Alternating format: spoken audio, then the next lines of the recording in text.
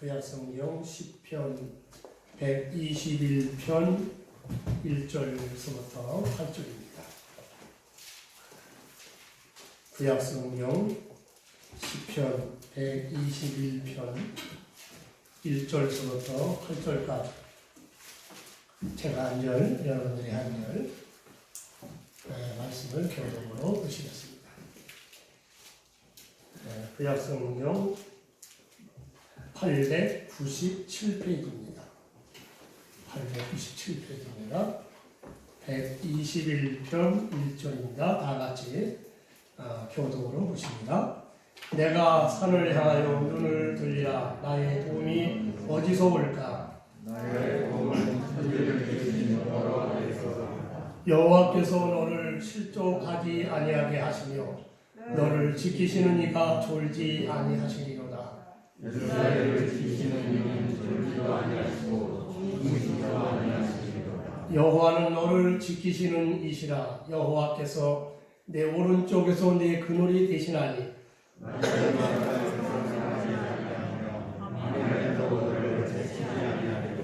여호와께서 너를 지켜 모든 환난을 면하게 하시며 또 내 영혼을 지키시리로다. 여호와께서 너의 길을 지금부터 영원까지 지키시리로다. 아멘. 오늘 아침에 말씀의 제목은 나의 도움이 어디서 올까?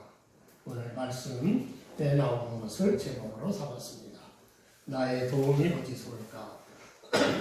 시편 120편서부터 134편까지는 성전으로 올라가는 노래, 이렇게 부제가 제목에 달려 있습니다.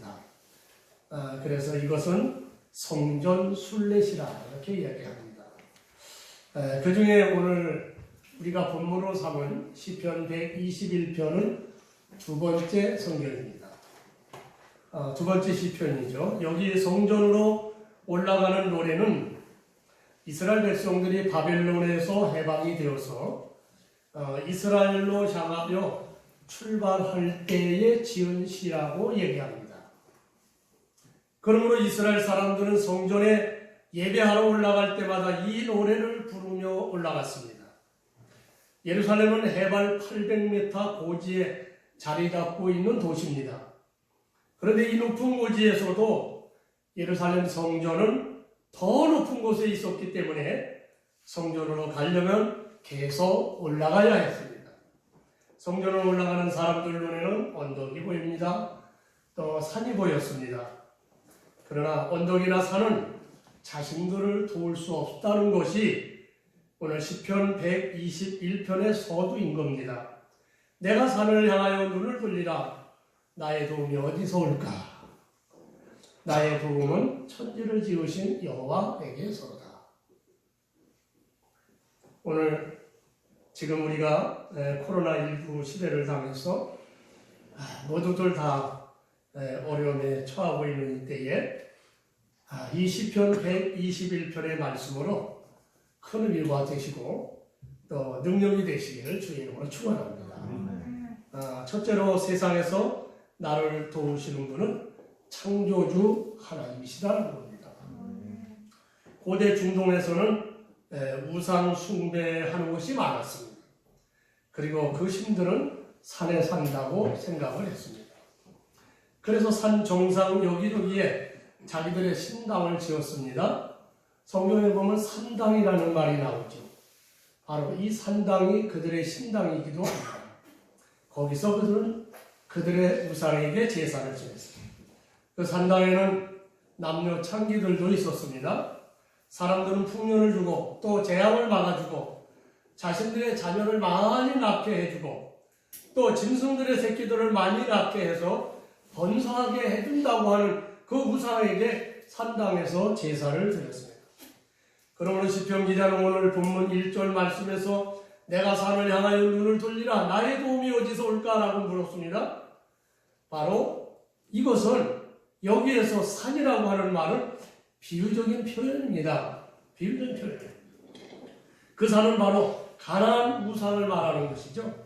바알신이라든지 아사레아스라든지 태양신이라든지 송아지 우상이라든지 뭐 등등 가나안의 우상은 이거 말고도 더 많이 있습니다. 그런데 이스라엘 백성들은 이런 우상들을 섬겼다가 망했어요. 이런 우상들을 이스라엘을 멸망시키려고 하는 아수르를 막아내지 못했어요. 바벨론을 막아내지 못했어요.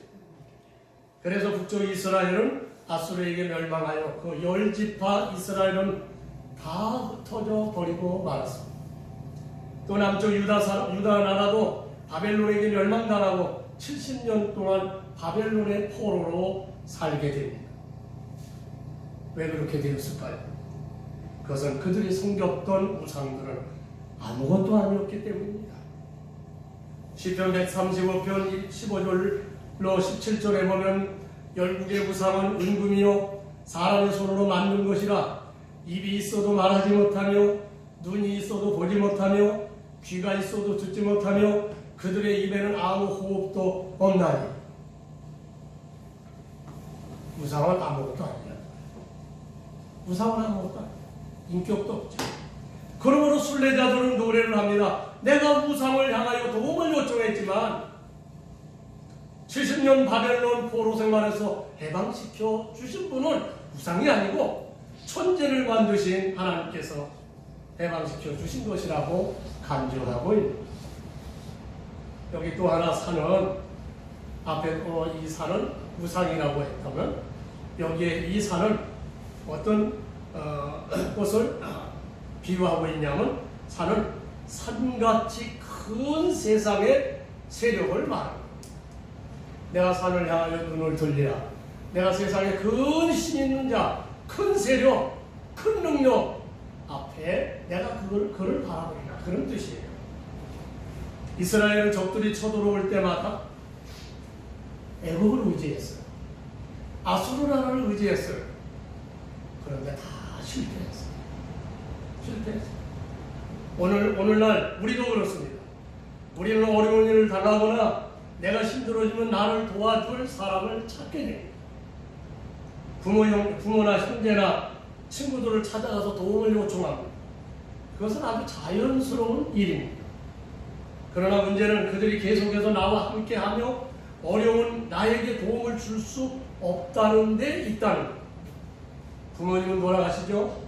형제들은 각각 제 살 길을 찾아 뿔뿔이 헤어지고 친구들도 멀어지게 마련입니다. 설령 그들이 우리와 함께 있어 줄지라도 모든 재난에서 우리를 도와줄 것을 기대할 수는 없습니다. 때로는 그들이 도움을 주고 싶어도 그만한 능력이 없는 경우도 있습니다. 사람의 능력에는 한계가 있습니다. 욥의 세 친구를 보세요. 그들은 욥의 불행을 듣고 찾아왔습니다. 그런데 그들은 아무 도움도 주지 못했습니다.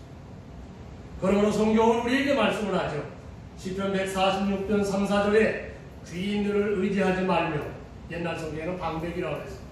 귀인들을 의지하지 말며 도울 힘이 없는 인생도 의지하지 말지니 그의 호흡이 끊어지면 흙으로 돌아가서 그날에 그의 생각이 소멸하리로다 라고 말씀합니다. 그러므로 여러분, 내가 천지를 지으신 여호와 하나님을 찾아야 돼요. 여러분, 천지를 지으신 여호와 하나님을 찾아야 됩니다. 내가 환난을 당하고 어려움에 빠지고 죽음의 골짜기에 있을 때에 우리의 소망이 되시는 전능하신 하나님을 찾아야 합니다. 하나님 앞에 나아가 간구해야 됩니다. 그래야 소망이 있는 겁니다. 유다왕 시스기야 왕 때에 예루살렘이 아수르 대군에 의해서 포위되고 위험한 지경에 빠졌습니다. 나라의 운명이 바람 앞에 등불같이 위태로운 지경에 처했습니다. 아수르 왕을 빨리 항복하라. 항복하지 않으면 성을 함락시켜 버리겠다. 위협을 합니다.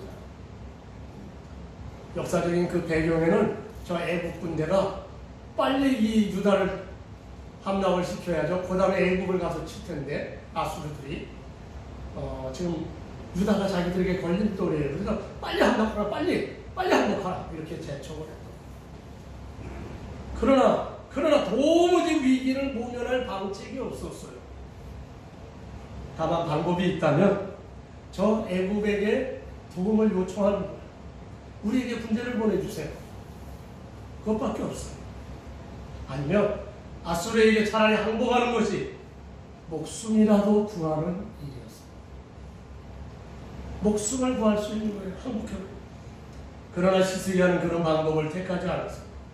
시스기야는 자기 옷을 찢어서 벗어버리고 굵은 베옷을 입고 하나님의 성전에 올라갔습니다. 항복을 강요하는 아수르 왕의 편지를 하나님 앞에 펴놓고 엎드려서 눈물로 간구했습니다. 그랬더니 하나님께서 그의 기도를 들어주셨습니다. 그 밤에 하나님의 사자가 아수르 진을 치셨고 아침에 일어나 보니까 18만 5천 명의 아수르 군대가 모두 송장이 되었습니다. 역사적인 사실이에요. 이거예요. 성경에 그냥 뜬금없이 기록한 게 아닙니다. 그 결과 그 어마어마한 대국인 그 당시에 최고의 강대국인 아수르가 멸망하게 돼요. 그래서 아수르가 멸망합니다. 시스기야는 화살 한 대 쏘지 않고 칼 한 번 쓰지 않고 대승리를 거둔 겁니다. 그러므로 여러분, 우리 인생의 위기를 만났을 때, 특히 코로나19로 경제적 환란이 왔거나 육체적 시험이 왔을 때 절망하지 마시고 시스기야처럼 눈을 들어 하나님을 바라보시기를 바랍니다. 천지를 지으신 하나님의 도우심을 구하시기를 바랍니다. 그러면 반드시 도움을 받고 승리하도록 축복해 주실 줄로 믿습니다. 두 번째로, 우리를 도우시는 하나님이 그러면 어떻게 우리를 도우실까요? 우리가 여러 가지로 어려움에 빠졌을 때 눈을 들어 하나님을 바라보고 기도할 때 하나님께서는 우리를 어떤 방법으로 도와주신다고 말씀을 하셨나요?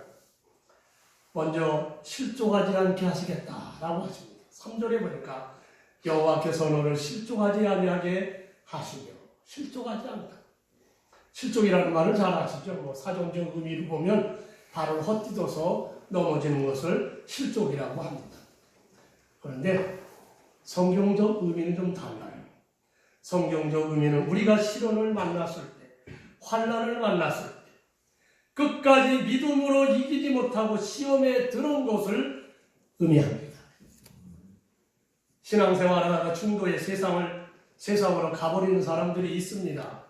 그런 사람들을 가르쳐서 실족했다, 그렇게 말을 합니다. 실족했다. 그런데 그렇게 되는 이유는 실족한 그 사람이 예수님을 믿은 동기가 잘못되었기 때문입니다. 대부분 보면 예수님을 믿는 믿음의 동기가 잘못되어서 실족하여 넘어지는 거예요.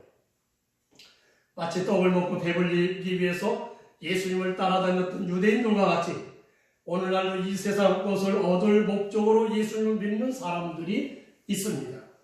그분들은요, 영생의 말씀에는 관심이 없습니다. 유대인들도 그랬어요. 그저 현세적인 축복만을 받기 위해서 종교생활을 합니다. 그런 사람들은 결국 생명의 주님을 믿지 못하고 실족해서 도로 세상으로 가버리고 마는 겁니다. 우리는 복음을 바로 알고 믿어야 합니다. 예수 그리스도를 믿는 목적은 우리 영혼의 구원을 얻기 위함입니다. 우리의 영혼의 구원을 얻기 위함입니다. 왜냐하면 우리 영혼이 죄로 말미암아 죽었기 때문에 죽은 내 영혼으로 말미암아 우리는 하나님과 멀어졌고요. 그리고 마귀의 종으로 사는 겁니다. 그리고 마침내 우리는 지옥으로 들어가는 겁니다. 그러므로 나를 죄에서 구원하는 예수님을 믿고 구원받아야 합니다. 내 영혼이 구원받아야 내 인생이 구원을 받는 겁니다. 내 인생이 구원을 받아야 내 인생이 바로 되어지는 겁니다. 그러므로 범사에 형통하는 축복이 오는 겁니다. 그러나 마귀는 어떻습니까? 끊임없이 우리를 시험합니다. 여러 가지 세상 것으로 유혹하여 넘어지게 합니다. 물질로 시험합니다. 하나님을 시험하여 의심하게 만듭니다. 세상의 권력과 명예를 탐하도록 만듭니다. 그래서 결국 내 인생이 파멸에 빠지도록 만드는 거예요. 그러므로 우리가 시험을 당해서 실족하지 않게 하려면 믿음의 주요 또 온전케 하시는 분이신 예수님을 바라보셔야 될 줄로 믿습니다. 그래야만 하나님께서 세상 유혹과 마귀의 시험에 실족하지 않도록 우리를 붙들어 주시는 줄 믿으시길 바랍니다. 다음은 위험에서 우리를 지켜주신다고 했습니다. 3절에 보면 너를 지키시는 자가 졸지 아니하시리로다. 현대는 과거처럼 호랑이나 늑대와 같은 맹수들의 위험은 사라졌습니다. 그렇다고 해서 과거보다 안전한 세상이 된 것은 아닙니다. 오히려 과거보다 더 위험한 세상이 되었습니다. 여러분, 우리 잘 아시는 것처럼 우선 우리가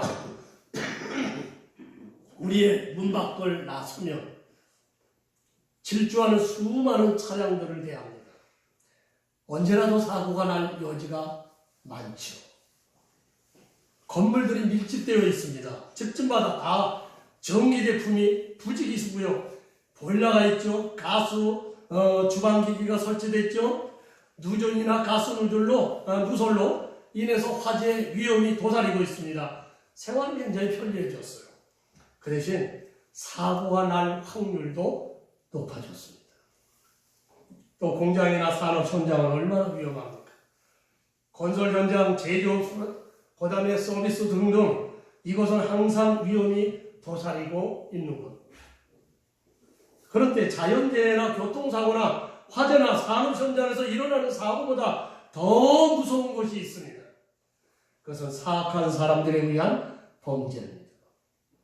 유영철과 같은 자는 여자들만 수십 명을 죽였어요.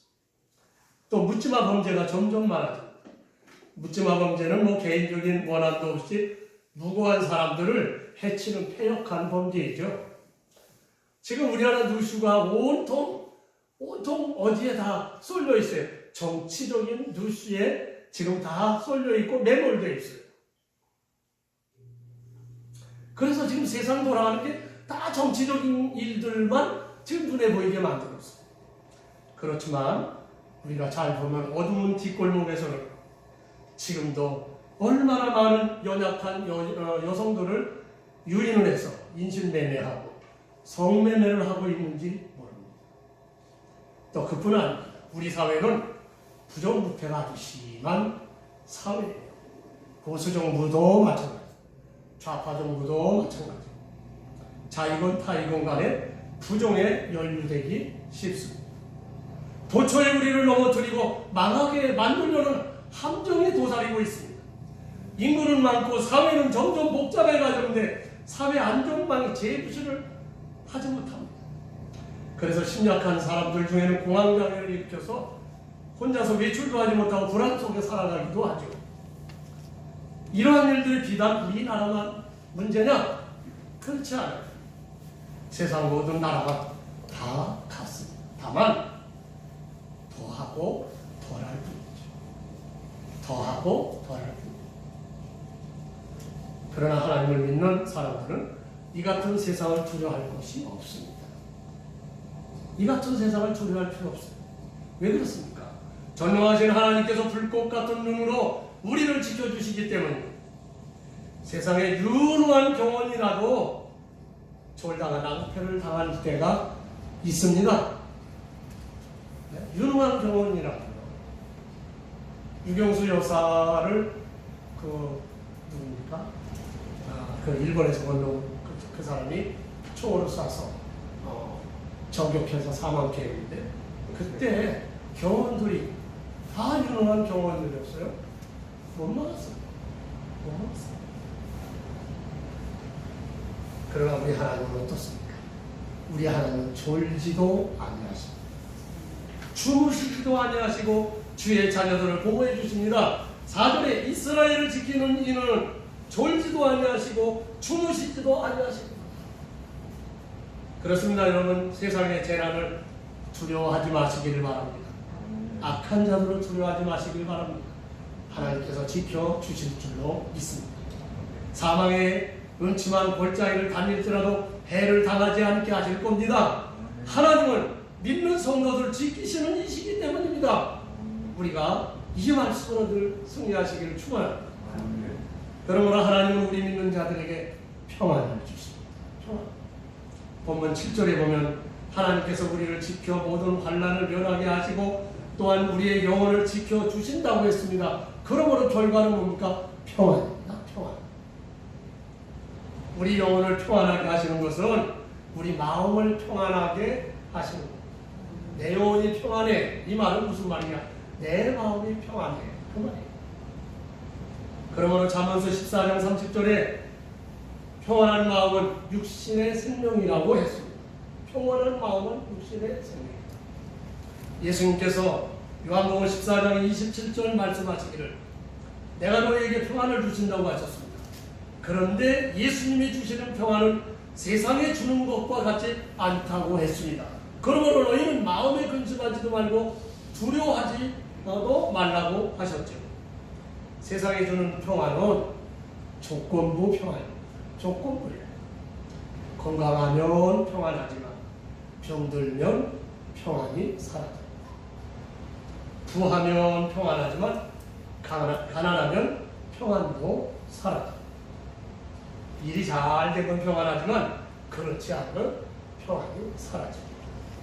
이처럼 세상이 주는 평안은 우리가 처한 형편과 여건에 따라 좌우가 됩니다.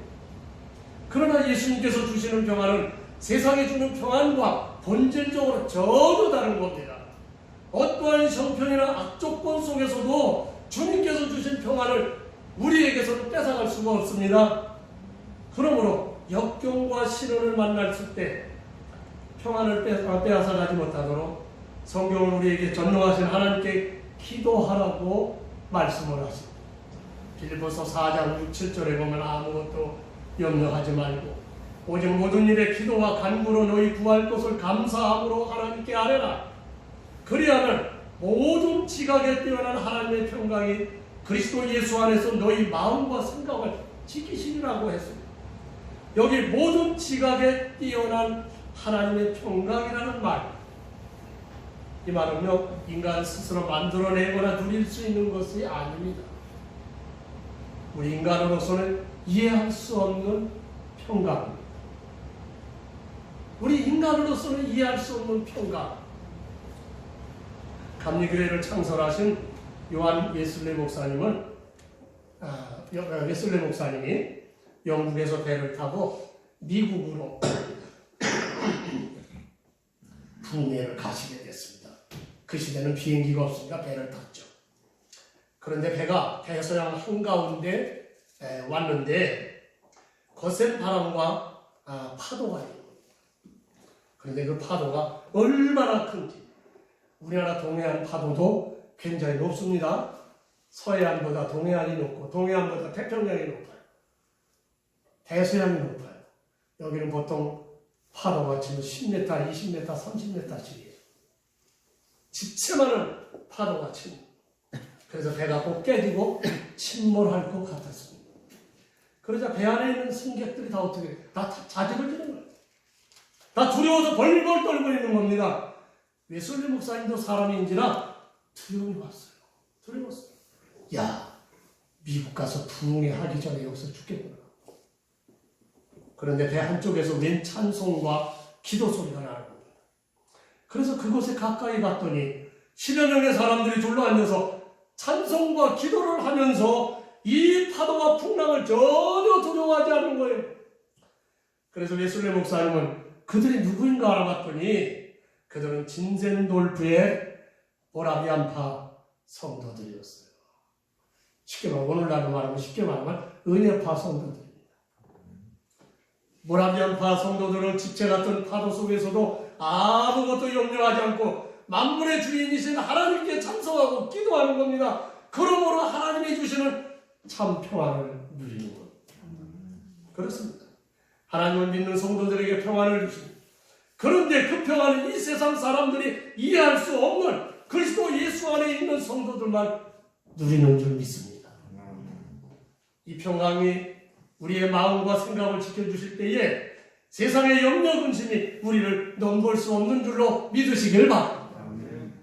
마지막으로 하나님께서 성도들과 함께 영원히 계신다고 했습니다.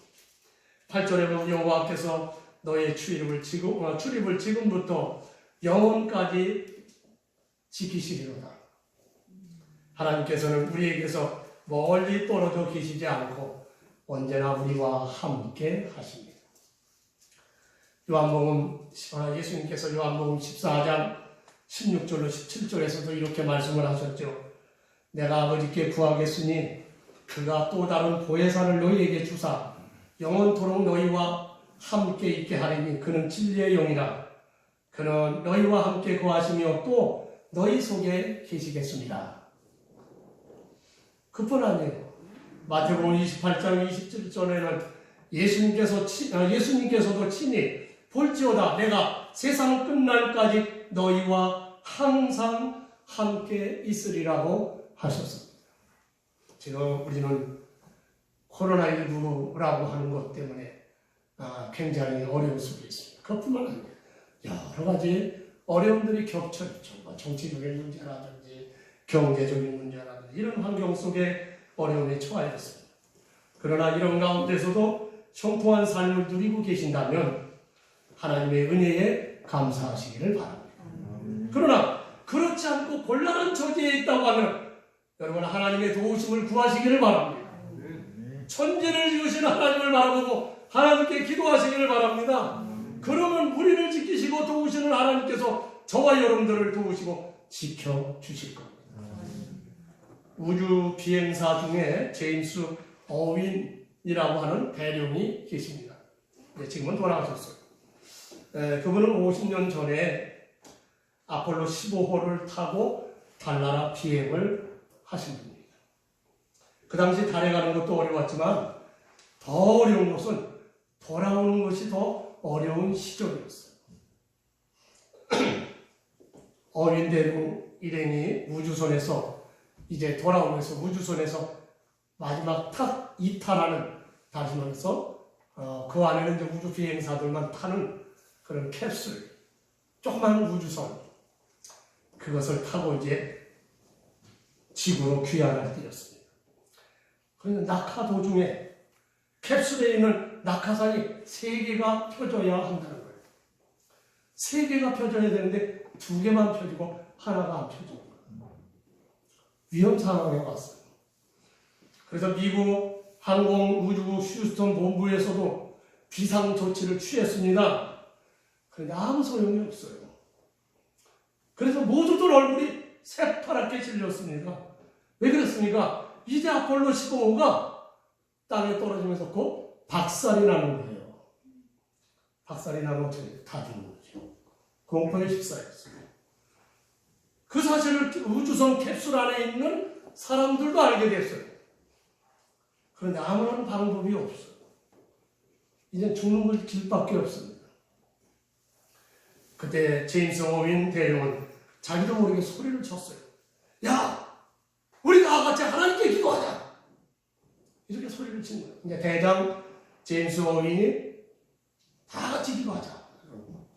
그래서 캡슐 안에 있는 우주 비행사들이 모든 작업을 다 중지하고 엎드려서 함께 기도하기 시작합니다. 자, 미국 항공우주 휴스턴 본부에서도 자, 그럼 우리도 기도하자.